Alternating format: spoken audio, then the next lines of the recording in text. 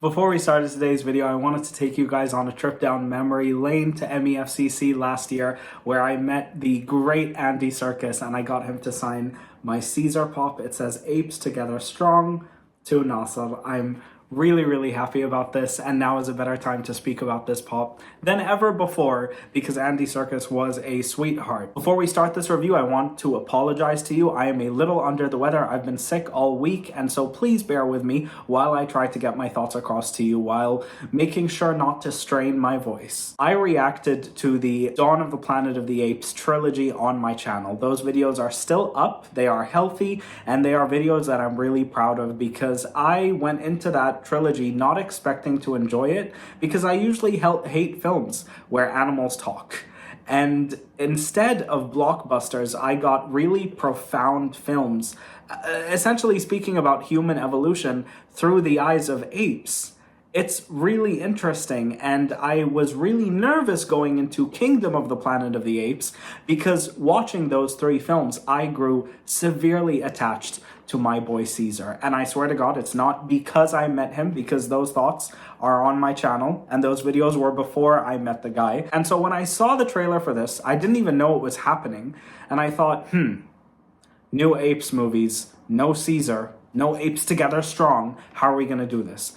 And that answer was given to me within the first 5 seconds of the film. I'm not even kidding. 5 seconds into the film, there's an opening epilogue, and I won't give away any spoilers, but Caesar is not alive, but his legacy is. And it is a huge part of this film, which is why I loved it so much. Spoiler alert, I loved it. As I was saying, the best part of these Apes films to me is that even though they are blockbusters and they are visually stunning and they're jam-packed with action, there is so much heart. And the movies are almost philosophical in a way in what they're speaking about. So the first was about the apes taking over. The Dawn was how they built their army. And then War was them going to war with the last humans on Earth, from my memory. Woody Harrelson did great in it. And so here in Kingdom, it's 300 years after Caesar. And the world is essentially controlled by the apes. Humans barely exist anymore, and they're so scarce. And the humans don't even speak anymore, which is, I think is so interesting because it's just totally flipped now. And so you get to see the film from the other perspective. It is no longer about an uprising, it's about dominance. By far my favorite aspect of this new movie in this franchise of beautiful films is how they handle the legacy of Caesar, essentially making him like a religious political hero who had wonderful words of wisdom, but some are using it in good and some are twisting his words in a bad way. And it's really interesting because it kind of mimics how the world runs today, when you have religious extremists on one side and then religious people on the other side who are just trying to live their lives, like me. It's really interesting and fascinating to witness, and I think this film does it so beautifully because us as viewers know who Caesar is because we witnessed it, and now we get to see his name be taken in vain, and there's so much weight to that, especially if you're a person who enjoyed the films. It means something to you. Now, when it comes to films like this who have a legendary primal character like Caesar, it is really hard to replace him. But let me tell you, them choosing to make the protagonist a young guy, like probably around my age in Noah, was really a wonderful choice because you get to see this kid kind of become a man and learn how to carry on with himself, when unfortunate things happen to his family. And you really get to see that kind of character journey. You get to see who this person is in the beginning of the film and who they become by the end. And it's a classic hero's journey, but I feel that it's done really well here. As usual, these Planet of the Apes films are visually stunning, but me saying that, I feel detracts from just how beautiful this film is. It really is magnificent to witness.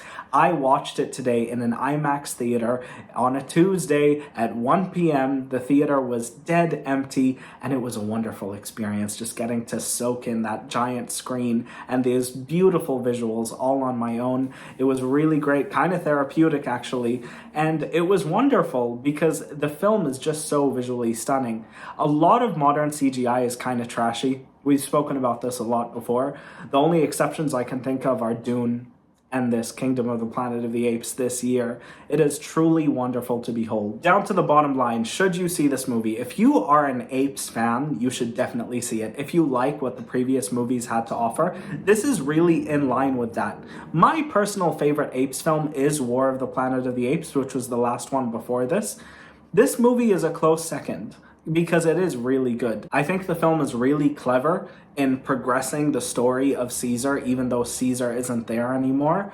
I think it really honors Andy Serkis's excellent work in the films, because Caesar is a character that you can never get over. If you are a casual audience member, I think you will still really enjoy this film. Even if you've never seen the films before, you can still go see it because it is a set of new characters. But if you are a casual film viewer, I think you should watch the other Apes movies first, because firstly, they're great movies, and secondly, there is so much emotional depth in these films that would just be lost on you if you haven't watched the originals.